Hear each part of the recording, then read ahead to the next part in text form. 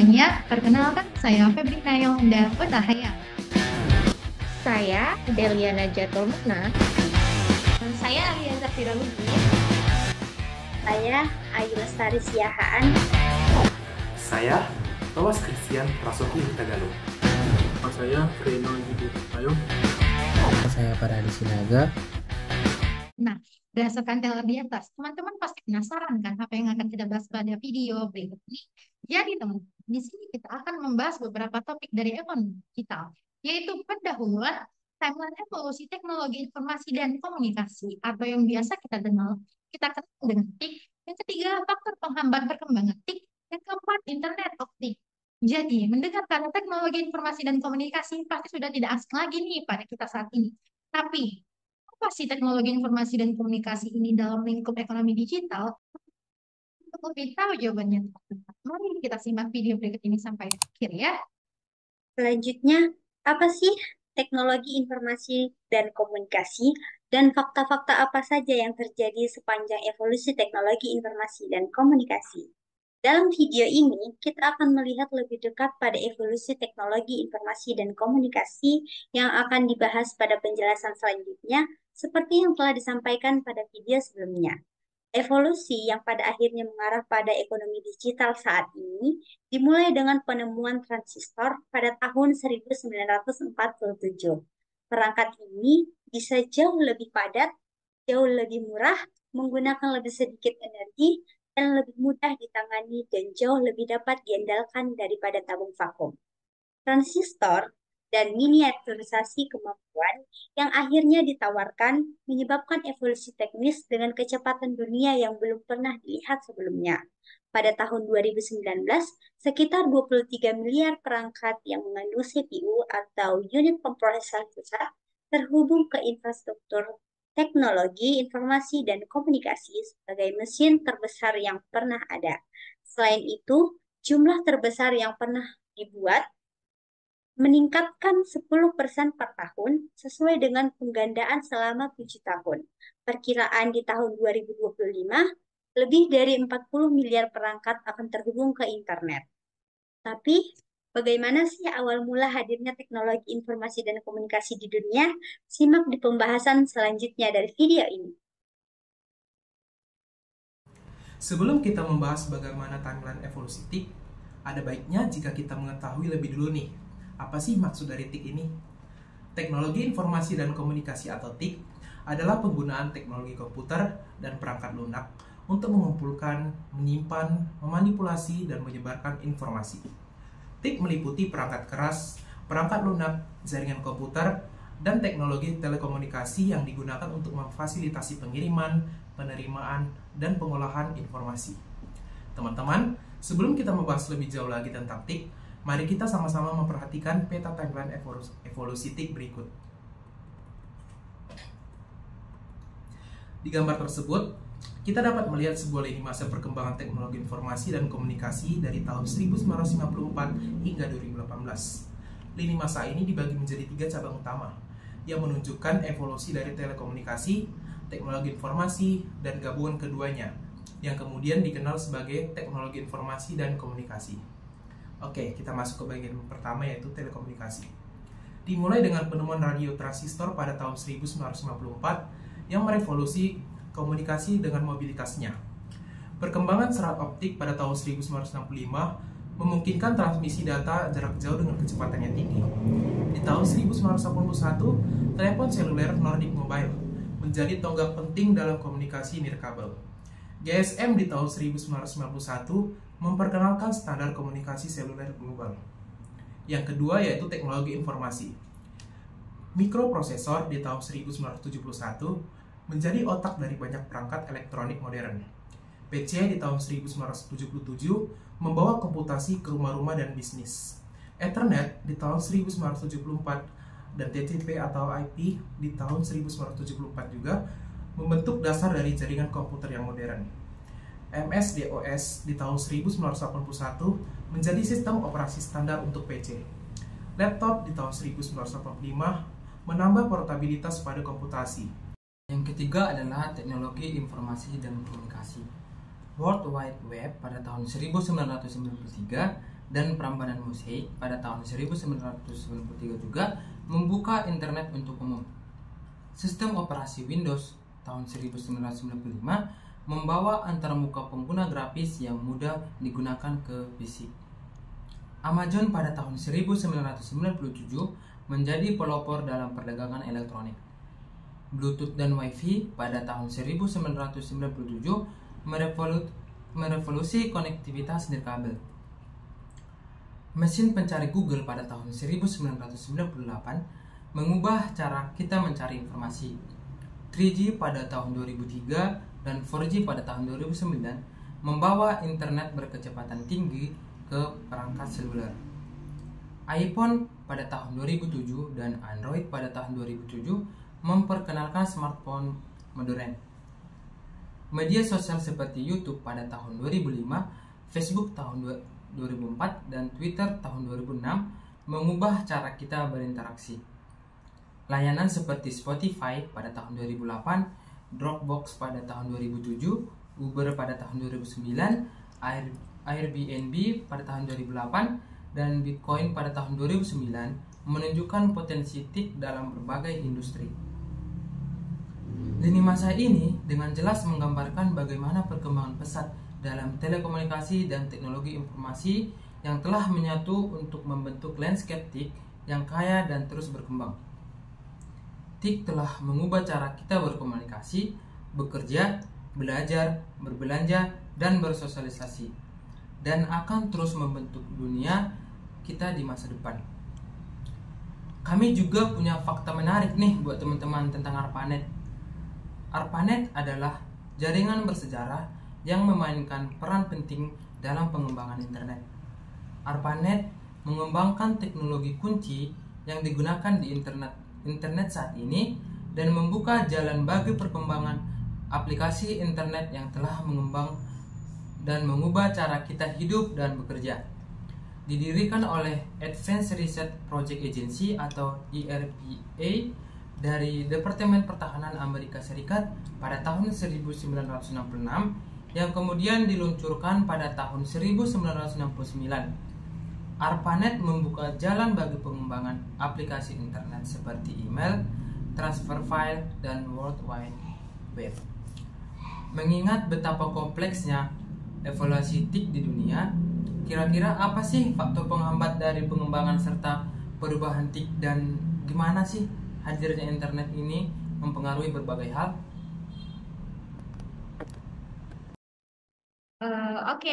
Dari materi sebelumnya kita dapat melihat ya teman-teman betapa hebat dan panjangnya evolusi dari teknologi informasi komunikasi ini hingga bisa secanggih sekarang. Tapi meskipun dapat kita lihat bahwa perkembangan teknologi informasi komunikasi ini sudah sangat pesat, saat ini masih ada beberapa faktor penghambatnya loh dalam perkembangan teknologi informasi ini baik di Indonesia maupun secara global. Nah, perkembangan teknologi informasi dan komunikasi ini Every di day, Indonesia menghadapi sejumlah organizations tantangan are striving to infrastruktur create digital perfect yang belum places. merata, We understand rendahnya that tingkat there are literasi numerous dan challenges keterampilan that may digital, arise from achieving this goal, from meeting regulasi customer yang and belum staff optimal, expectations, kesulitan akses managing pendanaan bagi operating UMKM, costs, ensuring dan safety and startup security teknologi of people informasi and komunikasi, assets, serta or lambatnya adopsi achieving teknologi demanding baru. sustainability Meskipun targets. demikian, But pemerintah our dan world berbagai is pihak evolving, kepentingan and terus advancements in berupaya mengatasi technologies hambatan bring new ini melalui opportunities to peningkatan overcome these infrastruktur, challenges program and gain program efficiencies. pelatihan digital, penguatan The building regulasi, industry penyediaan alone akses is pendanaan, dan undergoing a pengisian major teknologi transformation. dengan Buildings harapan are untuk talking mempercepat and generating pertumbuhan massive di amounts of Indonesia. data. At Siemens, Layanan we digital support our tidak akan customers with the ada digital tanpa transformation of their teknologi buildings informasi komunikasi ini, through our karena combination of inovasi people dalam pengembangan expertise, komputer dan technology, telah menghasilkan and layanan services. baru yang secara signifikan berdampak pada ekonomi We focus digital. on not only Beberapa capturing teknologi yang and ada analyzing the seperti right CP, data, ATP, but also OTP, generating data-driven Ethernet, dan insight GSM. and taking action. Telah dikembangkan selama This lebih dari enables us to 20 better tahun. support our customers IP in creating an dan even GSM greater adalah competitive jaringan advantage internet for their dan core jaringan business. seluler yang paling efektif. Siemens' Namun, strong local teknologi presence 4G and dan more than 5G telah diadopsi dengan 75,000 cepat. connected Dan buildings jaringan around the globe seluler give yang us a berbentuk solid GSM foundation to untuk constantly develop jaringan new global. and innovative solutions.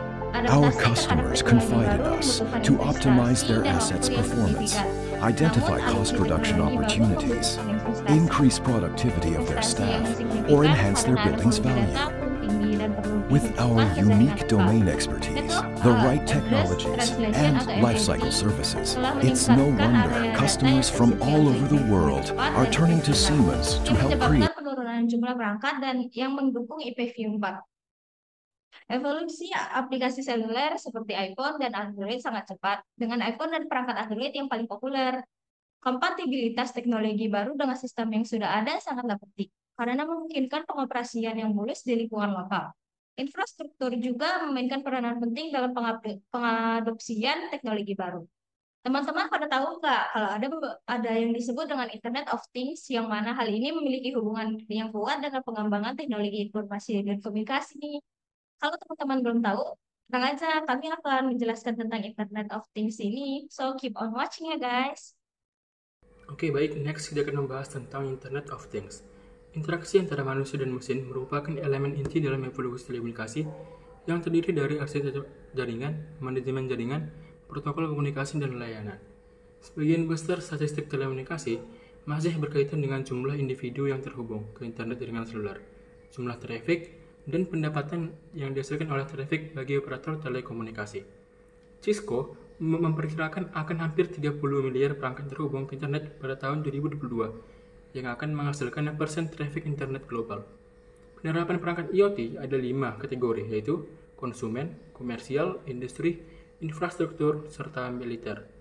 Teknologi IoT mencakup aplikasi nirkabel seperti Bluetooth, Wi-Fi, Zigbee, Z-Wave, sistem komunikasi nirkabel 5G, sistem komunikasi radio, terminal satelit, dan sistem kabel.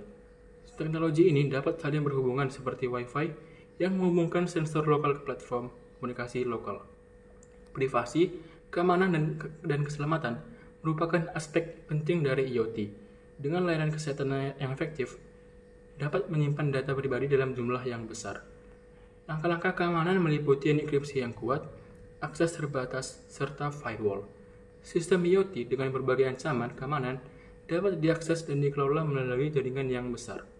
Internet of Things Security Foundation mempromosikan praktik terbaik dan manajemen keamanan. Keamanan adalah aspek penting dari sistem IoT karena dapat menyebabkan masalah serta masalah operasional. Sistem IoT bisa menjadi rumit dengan masalah seperti mengidentifikasi cacat, mendeteksi kesalahan, dan mengendalikan kondisi fisik. Konsep IoT pertama kali diperkenalkan oleh Kevin Ashton pada tahun 1999 dan ada beberapa aplikasi logistik yang tersedia untuk mengelola sistem IoT. Namun, perkembangan IoT juga menimbulkan kekhawatiran terkait privasi, keamanan, dan keselamatan data. Perkembangan IoT juga terhambat oleh kurangnya standar, masalah interoperabilitas, serta kesulitan dalam mengintegrasikan IoT ke dalam struktur tata kelola yang ada. Meskipun demikian, IoT diprediksi akan terus berkembang pesat dan memberikan dampak signifikan di berbagai sektor. Nah, teman-teman, kita sudah dengar nih penjelasan sebelumnya tentang topik kita yaitu teknologi, informasi, dan komunikasi. Dan kita sudah membahas nih dari mulai apa itu teknologi informasi dan komunikasi. Terus kita juga belajar nih tentang evolusi ataupun perkembangan dari teknologi informasi dan komunikasi itu sendiri. Terus kita juga udah membahas nih faktor-faktor penghambat dari perkembangan TIK secara global maupun di Indonesia itu sendiri. Dan yang terakhir, kita juga telah membahas tentang Internet of Things. Nah, dari situ semua kita dapat menarik kesimpulan nih bahwa evolusi dari ekonomi digital itu terkait erat nih dengan beberapa inovasi dari teknologi informasi dan komunikasi itu sendiri. Di mana kita tadi udah membahas juga nih bahwa teknologi informasi dan komunikasi ini itu dimulai dengan penemuan transistor pada tahun 1947. Nah, evolusi ini terkait erat dengan seberapa padat transistor dapat dikemas pada microchip dan seberapa cepat sirkuit mikroelektrolit dalam beroperasi. Kemudian kita juga mendapat poin penting bahwa internet menawarkan platform komunikasi yang sederhana, murah, dan efektif untuk komunikasi data, terutama sejak awal 1980-an. Nah, internet memungkinkan komputer untuk saling terhubung secara dinamis, fleksibel, dan juga efektif. Dan poin yang ketiga yaitu World Wide Web atau yang biasa kita sebut WWW menciptakan aplikasi unggulan yang dikomersialkan pada tahun 1993 yang membuat atau membantu nih media sosial serta layanan streaming berkecepatan tinggi dan layanan berbagi lainnya. World Wide Web lah yang menciptakan ekonomi digital seperti yang kita kenal sekarang dengan berbagai platform yang sudah diciptakan sekarang ini seperti ada Shopee, Tokopedia, dan lain sebagainya.